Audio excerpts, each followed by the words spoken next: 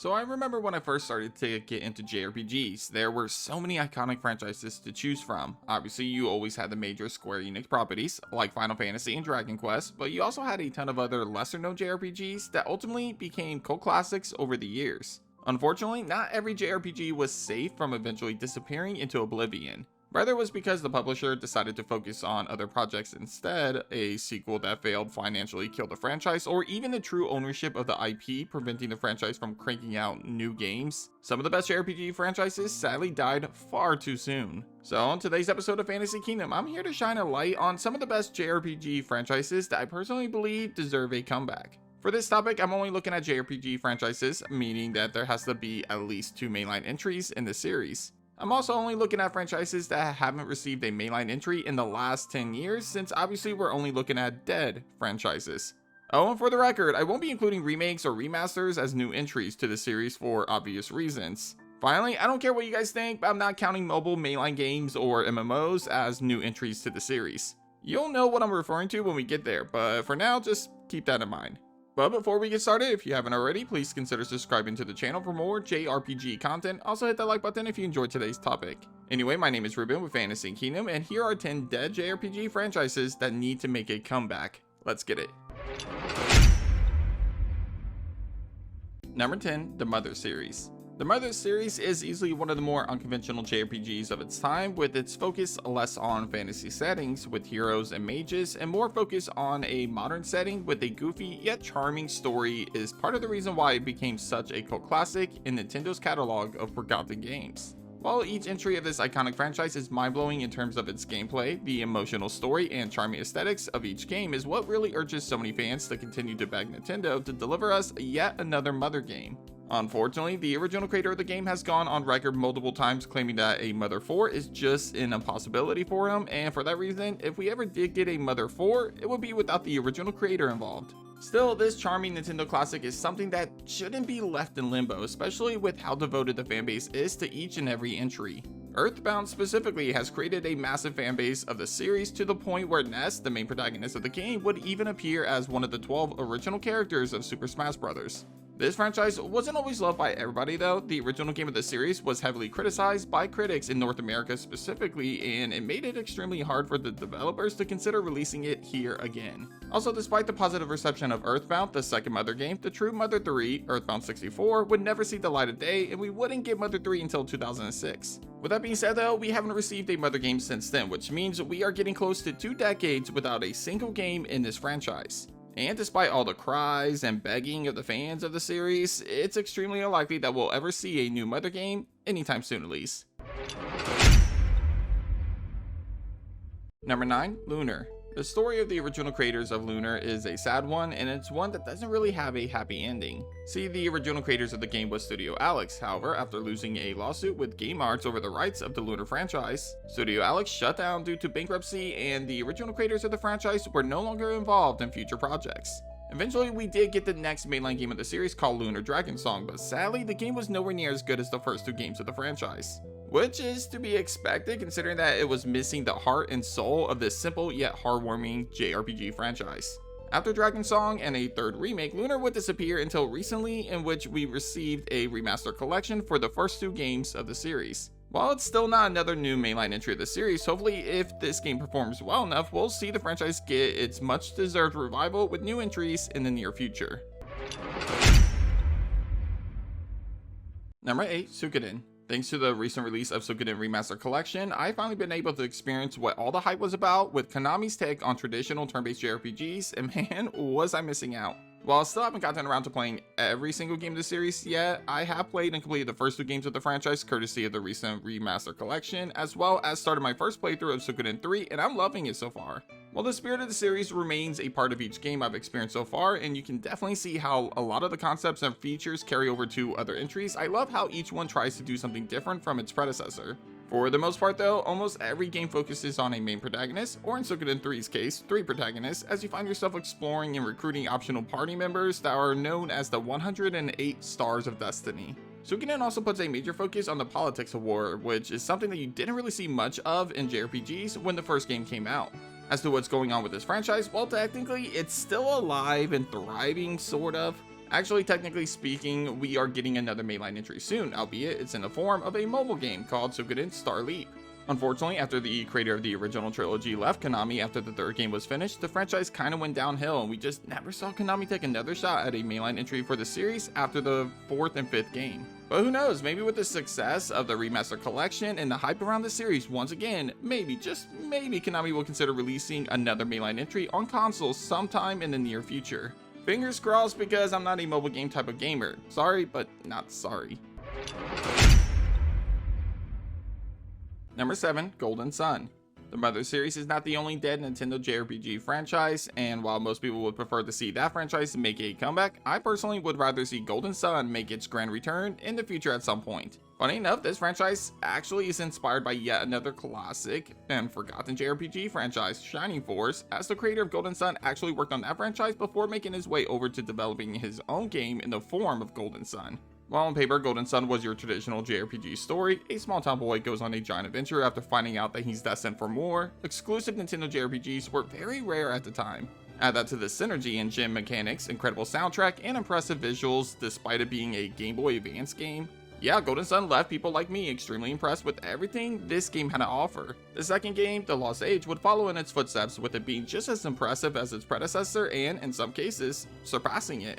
Unfortunately, Camelot, the studio behind the Golden Sun games, were also tied to the Mario Sports games, which are actually pretty damn good, but still, it would prevent them from making another Golden Sun game for nearly a decade.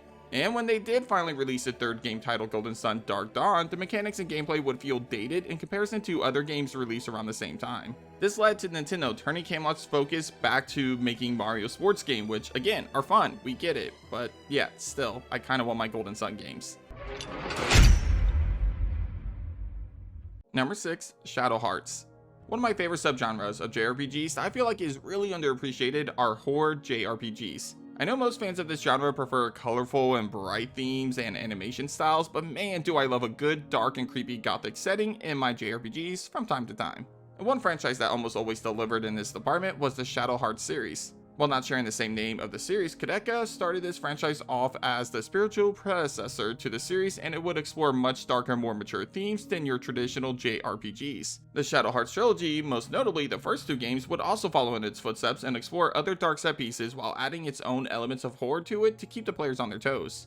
I absolutely love Kodaka and the first two Shadow Hearts game, and I was really excited for the future of the franchise. Unfortunately, while not a bad game or even critically received poorly, the third Shadow Hearts game, Shadow Hearts from the New World, would ultimately send the franchise to an early grave. After releasing not long after Covenant from the New World would take the franchise in a drastically different direction. The same mature and dark themes of previous games of the series would be absent here, and the game would lean a lot towards that same bright and colorful animation style that most JRPGs already had, ultimately making it seem like another traditional JRPG than the unique subgenre that this game was made for. This would probably be a big factor in why the game would sell poorly, and because of that, all future projects were cancelled and the company would be purchased and dissolved into another company. From there, all of the original creators moved on to join other teams, and the franchise was kinda left in limbo. Sadly, this means that we'll probably never see another game in this series ever again, thanks to the IP being held by a company that has none of the original creators of the series on board anymore. Number 5, Breath of Fire. The Breath of Fire series was one of Capcom's earliest takes on JRPGs, and over time it would continue to grow and improve on early entries of the series. Most games, with the exception of the Japan exclusive mobile game Breath of Fire 6, players would follow a character named Ryu who had the ability to transform into dragons. I know, already sounds pretty badass just from that premise alone. While each Ryu in each game was a different person, they all shared similar characteristics, like the blue color of their hair and the fact that they were all descendants of each other. Anyway, this franchise was phenomenal, and it's one of the few series out there that would continue to get better with each entry, leading all the way up to Breath of Fire 4, which a lot of fans would argue is the best entry of the entire series. Unfortunately, all good things must come to an end eventually, as the next entry of this series, Breath of Fire Dragon Quarter, will depart from everything that made the series so special. The new combat system would feel less enticing, the story would be lackluster, and the switch in genre from fantasy to sci-fi was a massive change that ultimately led to Breath of Fire 5, aka Dragon Quarter, being the worst received game of the entire series in 2003. Now technically, this wasn't the last mainline entry, as Capcom would release another mainline game called Breath of Fire 6 in 2016. However, per what I said at the start of today's video, I decided not to let that game keep this franchise from being on today's list for two reasons. One, it was released only in Japan, so the rest of the world never got to experience it. And two, as with many releases of new entries in older JRPG franchises as of late, Breath of Fire 6 was a mobile-only game complete with microtransactions galore. So for both of those reasons, I see Breath of Fire 5 Dragon Quarter being the last time us, the rest of the world, got a real mainline Breath of Fire game, and unfortunately, it was not a good way to leave off the series. Still, Capcom has been on a roll with bringing back older games, remastering them, and in some cases, remaking them or giving us sequels of long-dead franchises. And while I don't think Breath of Fire is anywhere close to Capcom's list of franchises that they want to revisit in the near future, I'm sure it's at least on their radar due to the current rise of JRPGs in today's gaming industry, and with the success of the Monster Hunter franchise, yeah, maybe they'll try to revisit this iconic series once again. It's not a likely outcome, but it's also not impossible thanks to the IP being owned by a company like Capcom, who seems to love bringing their classic IPs back for a modern audience. Number 4, Wild Arms. Wild Arms was a JRPG franchise that first made its appearance on the original PlayStation, and it was a JRPG that would actually appeal more to a Western audience. At least that was the plan. For that reason, Wild Arms took a different approach than a lot of the other JRPGs of its time, in which it would focus on more modern features and weapons instead of your traditional sword and shield approach seen in other JRPGs at the time. This led to perhaps one of the best JRPGs that focused primarily on guns. This immediately allowed Wild Arms to stand apart from the competition, and the result was one of the most beloved JRPG franchises of all time. As time would go on though, the Wild Arms series would slowly sell less, to the point where Sony would move away from releasing any more mainline entries outside of Japan after the failure of both Wild Arms 4 and 5. Meaning the last time that we got a mainline entry, Wild Arms 5, was in 2006. Other than that, Sony seemed to move on from the franchise completely outside of releasing a mobile game exclusive to Japan. Sounds familiar, right? I mean, we just talked about that with Breath of Fire. And sadly, the franchise would, for all intents and purposes, be considered dead, as it would appear that the world would potentially never see another Wild Arms game again. However, there is a cult following with the original games, and the hope stays alive for this franchise, especially with other JRPGs making a comeback and the genre entering its second renaissance essentially. So the hope is that Sony will once again like to cash in on the genre with the JRPG that sells well not only in Japan, but in the West. And I can't think of a better franchise to take that chance on than a game series like Wild Arms. Of course, this could just be the copium talking, just saying. Number 3, Grandia. The first Grandia game is viewed as one of the best classic JRPGs of all time, and the second game of the series, Grandia 2, is easily one of my personal favorite JRPGs out there. Fun fact, I actually played the second game of the series before I played the first one, I think because I was trying to find games for my Dreamcast at the time, and man was I really impressed with the story and unique mechanics of the combat in Grandia 2. Whether you prefer the first or second game though, both games are highly praised by most JRPG gamers today. Unfortunately, the franchise has had a rough road after the release of the first two games. While the third Grandia game was commercially a success, it did receive some negative feedback from fans, to the point where this game was viewed mediocre at best compared to the first two entries of the franchise. Then after the death of one of the original creators of Grandia, the franchise continued down a dark path as they attempted to create an MMO Grandia game, and let's just say it wasn't received well, and on top of that, it was only released in Japan. All of these factors eventually led to the series remaining quiet since Grandia Online was shut down in 2012. That is until about 6 years ago when we got the remaster collection of the first two games, but even then, things have remained silent for the franchise. Unfortunately, there hasn't been any rumors or news regarding this once iconic franchise, and it's looking less and less likely that this franchise will get the revival that it definitely deserves. Number 2, Parasite Eve. It's pretty crazy that we went through most of this video without talking about Square Enix, but now we take a look at potentially the one JRPG that will probably never see the light of day again within Square's long list of JRPGs that they own. That being Parasite Eve. Well, that's because technically speaking, Square Enix doesn't completely own the rights to Parasite Eve. See, the original Parasite Eve game is actually inspired by a book by the same name, and it's actually a sequel to that book. However, after Parasite Eve 2 release, rumors made their rounds claiming that the original writer was not happy with the direction that Square Enix took the story, and for that reason, he refused to renew his license with Square Enix for the Parasite Eve IP. But as I'm sure some of you already know, the story doesn't end there. Although technically not owning the rights to the Parasite Eve name, Square Enix did own the rights to the characters and specific aspects of the original game that were introduced in that game but didn't appear in the book at all. For that reason, Square Enix was able to take Ayabrea and create a new game without the Parasite Eve name, known as the Third Birthday, in 2010. Unfortunately, this didn't go over so well, as not only did the game move completely away from any and all RPG and survival horror mechanics featured in the first two games of the series, but because of legal issues, it also ignored important aspects of previous games while also introducing a time travel mechanic that would ultimately retcon the first two games of the series. Yeah, it's kind of a mess.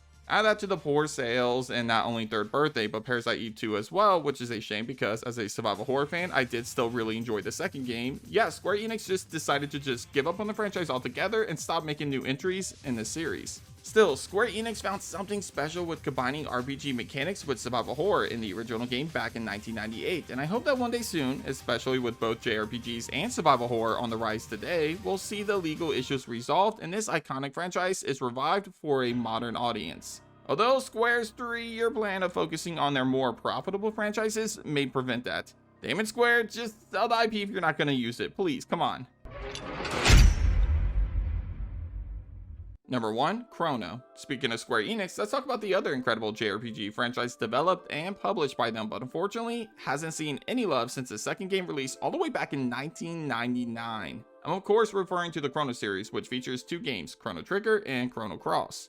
While both games are phenomenal in my book, Chrono Trigger is easily one of my favorite JRPGs of all time. With animation designed by the late Akira Toriyama, obviously the visuals and character designs were leaps and bounds better than any other JRPG of its time.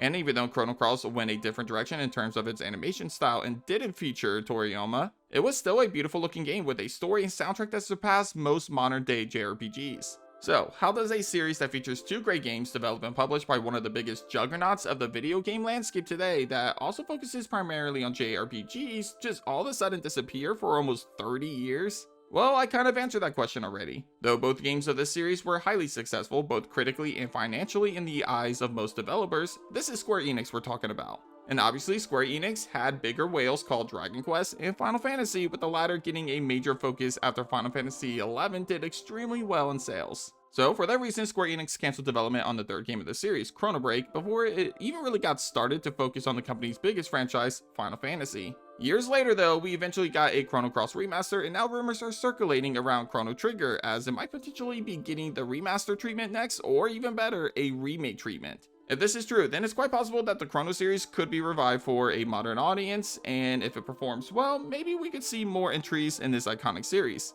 Then again, as I just said with Parasite Eve, Square Enix does have that new plan in motion, so unfortunately the Chrono series may not be worth the risk in their eyes. Again, Square, sell your IPs that you're not planning on using, please. But that does it for this episode of Fantasy Kingdom. Hit up the comments and let me know what JRPG franchises would you like to see get revived today.